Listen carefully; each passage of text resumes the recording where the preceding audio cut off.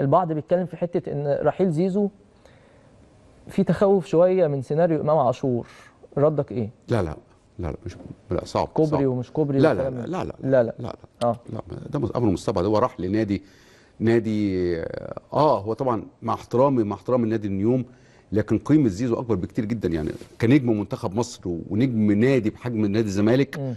يعني انا كنت شايف زيزو في احد انديه القمه في الدوري السعودي. طبعا يستحق 100%. يعني لكن حكايه كوبري ومش كوبري لا صعب.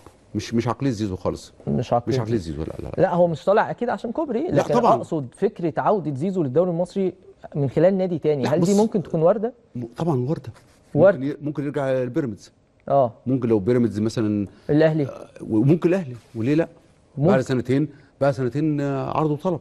اه عرض وطلب عادي جدا جدا. استاذ وكان عمرو. قريب فترات من النادي الاهلي. اه كان قريب قبل ما يجدد عقده، ده طبعا حقيقه. كان قريب جدا من لا النادي الاهلي. صعب جدا ان زيزو يلعب في النادي الاهلي.